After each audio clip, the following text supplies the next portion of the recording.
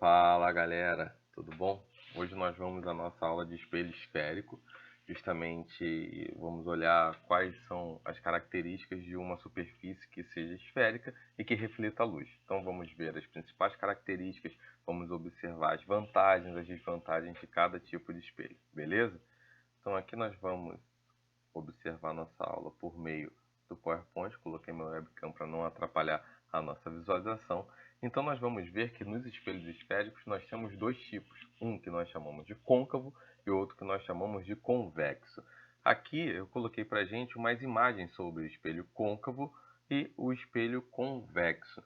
Dá para a gente perceber claramente que as imagens formadas por esses espelhos não são parecidas com a imagem de um espelho plano. Então, para isso, vamos à simulação para a gente observar. Aqui é o espelho plano que a gente já tinha verificado na aula anterior. Então, se a gente perceber aqui, qualquer posição que eu coloque o meu objeto em relação ao espelho, eu tenho a simetria, ou seja, a distância do meu objeto ao espelho é igual à distância da minha imagem ao espelho. A gente discutiu que no espelho plano a gente tem a necessidade do prolongamento dos feixes de luz para a obtenção da imagem. Então, repara, independente da posição que eu coloque o meu objeto, eu tenho sempre a mesma imagem formada em seu tamanho. Então, o tamanho é igual e nós temos a distância do objeto ao espelho igual à distância da imagem ao espelho. Então, isso tudo a gente já viu. Só que agora nós vamos ver outros tipos de espelho, que é esse côncavo e convexo, e nós vamos ver que as imagens não são formadas no mesmo tamanho como era formada no espelho plano. Beleza? Então, vamos nessa, galera. Primeiro vamos entender como que é formado um espelho plano, como que se faz.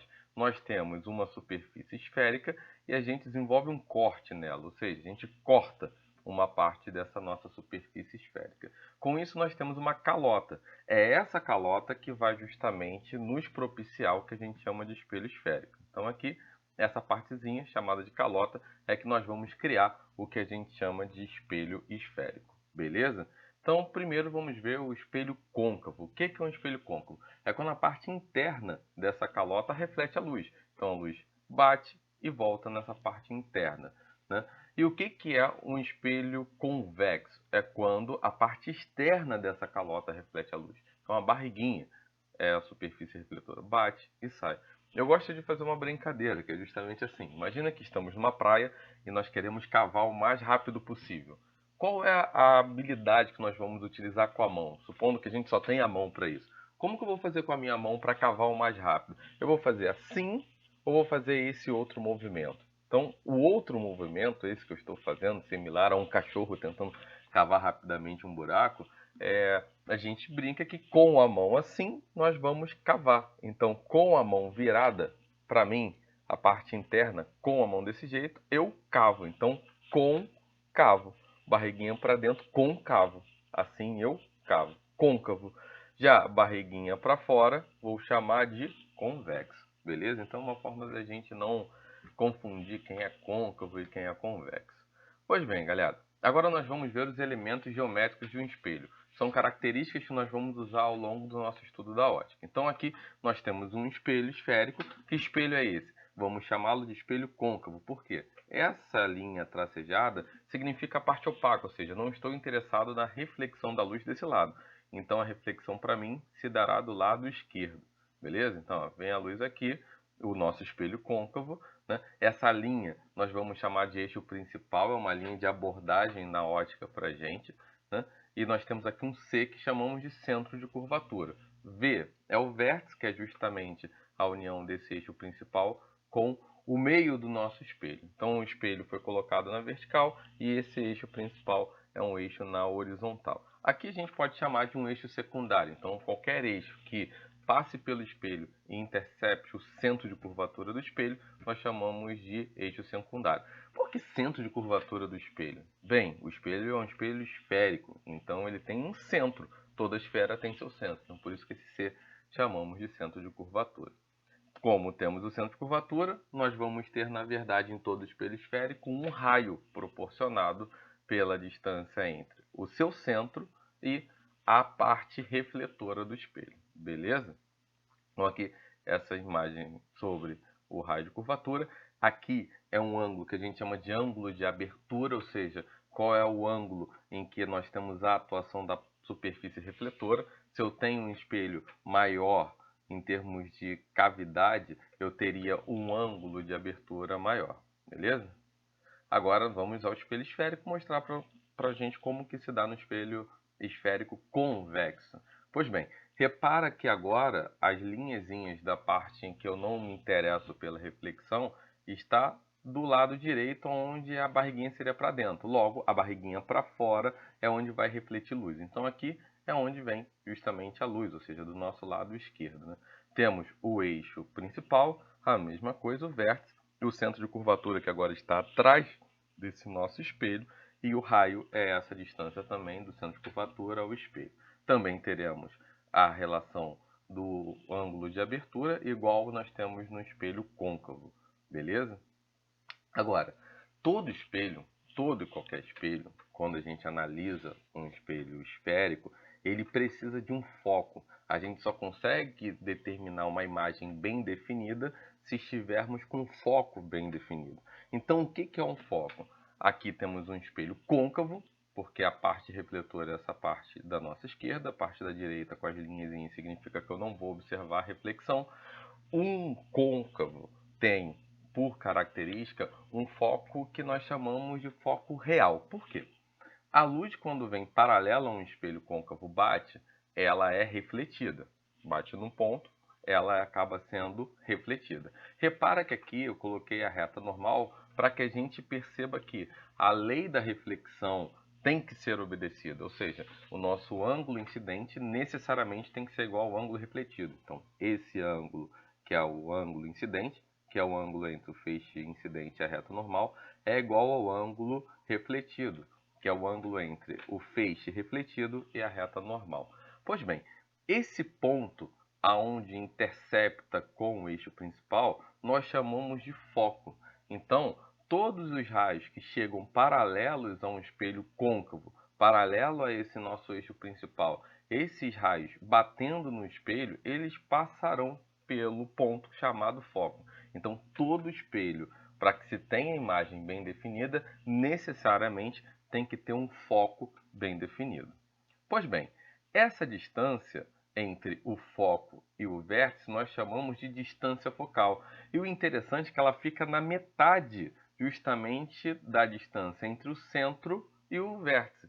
Distância entre o centro e o vértice a gente chama de raio, concorda? Logo, eu tenho nessa distância do raio duas vezes o foco desse meu espelho côncavo. Se eu quero determinar justamente a distância focal desse meu espelho côncavo, o que eu faço? Eu pego o 2 que multiplica a distância focal, passo para o outro lado dividindo, ou seja, toda a distância focal em um espelho esférico vai ser o raio dividido por 2, ou seja, a distância focal é a metade do raio. Beleza? Agora, nós vamos observar o foco principal para um espelho côncavo e depois para um espelho convexo. Então, feixes paralelos, aqui o nosso foco principal, que a gente chama de foco real. Por quê? Porque os feixes paralelos baterão nesse nosso espelho esférico e eles necessariamente passarão por aquele ponto. Então, eles de fato existem e passam por aquele ponto. Então, todo feixe que chega paralelo ao espelho bate e passa pelo foco. Ele vem paralelo a esse eixo principal. Beleza? Aí a gente chama isso de um sistema convergente, porque une os feixes de luz. Agora, se eu estou no espelho convexo, repara aquela relação das linhas. Então, onde reflete a luz é do lado esquerdo, ok? Eu tenho agora o foco atrás do espelho. O que vai acontecer? Os feixes de luz, vamos analisar o foco principal, chamaremos de virtual, porque os feixes de luz batem sobre o espelho, só que esses feixes não passaram no foco. O que passa pelo foco é o seu prolongamento. Então a gente utiliza o prolongamento passando pelo foco para que a gente saiba como se dará a reflexão da luz após a batida sobre o espelho. Tudo bem? Então voltando. Temos um feixe paralelo, ele bate, o feixe vai passar no foco? Não, ele não vai passar no foco porque o foco fica atrás do espelho, ou seja, a superfície refletora vai voltar com a luz. Só que a gente utiliza a linha prolongada até o foco para que a gente saiba como vai ser dada a reflexão da luz após essa luz incidente bater sobre o espelho. Então repara que os feixes de luz espalham. Então é o que a gente chama de um sistema óptico divergente, ou seja, ele diverge luz. A luz de fato é espalhada. Beleza? Então, galera, vamos ver as condições de nitidez de Gauss. O que significa isso? Todo espelho esférico ele tem uma condição de nitidez. Por quê? Porque você tem que garantir que o seu foco vai ser bem definido. Você tem que ter um ponto onde os feixes são paralelos, eles batem sobre o espelho e vão para esse ponto chamado foco. Então, para que isso exista, para que isso aconteça, a gente tem que obedecer às condições de Gauss. Quais são? A gente tem um ângulo de abertura que necessariamente tem que ser menor do que 10 graus. E a gente tem que ter os feixes paralelos a esse eixo principal, chegando muito próximo ao eixo principal. É o que a gente diz que eles têm que coincidir com esse eixo principal. São poucas inclinações em relação a esse próprio eixo principal. Então, assim a gente assegura que nós vamos ter focos bem definidos. Agora, e se a gente não tem um foco bem definido, o que acontece? Você tem vários pontos em que você tem uma relação de distância focal. Então, aqui eu tenho uns feixes paralelos que eles ultrapassam o ângulo de abertura do espelho esférico em questão e eles são muito distantes do nosso eixo principal. Isso faz com que todos os feixes não vão apenas a um ponto, então são vários pontos. É o que a gente diz de uma imagem com astigmatismo, ou seja, uma imagem muito pouco definida. Então, para que se tenha nitidez, você tem que obedecer às nossas condições de Gauss e é necessário que o foco, obedecendo essas condições de Gauss, seja um foco bem definido, seja apenas um único ponto.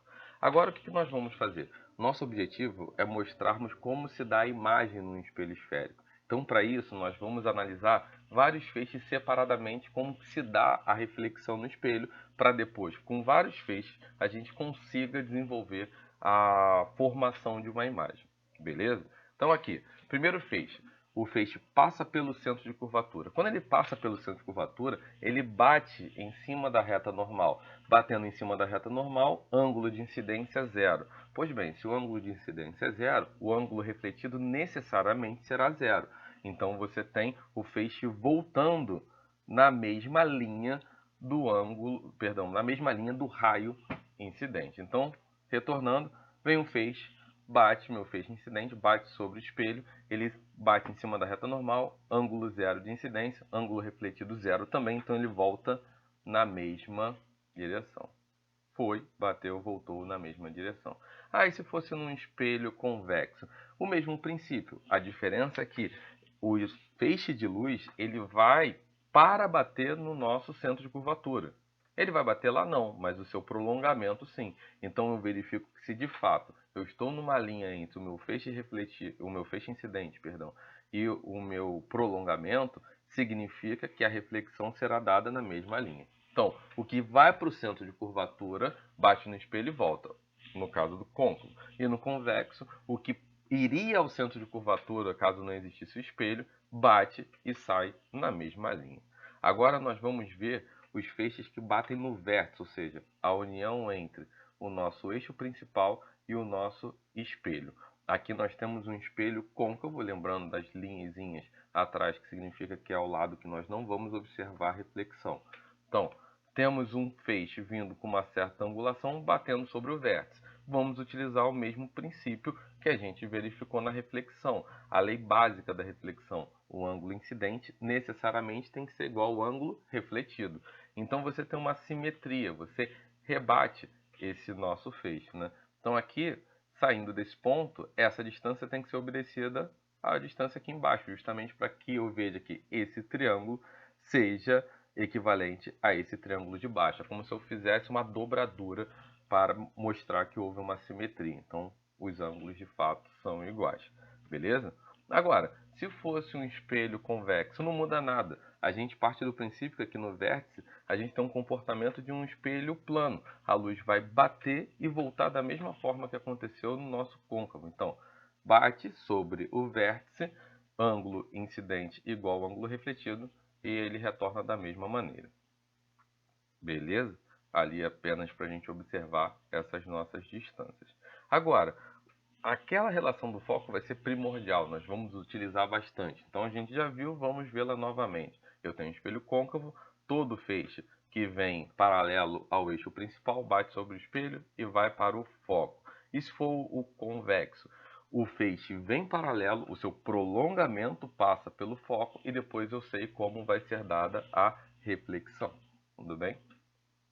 Agora, se eu tenho o meu feixe paralelo batendo sobre o espelho e passando pelo foco, e se eu tenho o contrário? Eu tenho o feixe passando pelo foco. Bem, vai acontecer justamente o oposto. Nós vamos ter o feixe passando pelo foco e saindo paralelo. Então, repara como a relação entre paralelo e foco ela é extremamente importante nos espelhos esféricos. Extremamente importante, você vai utilizar bastante. Então, vimos que tudo que vem paralelo bate no espelho, passa pelo foco ou pelo prolongamento do foco. Agora, o que passa pelo foco bate no espelho e justamente sairá paralelo. Então, aqui no nosso espelho côncavo, passa pelo foco, bate no espelho e sai paralelo.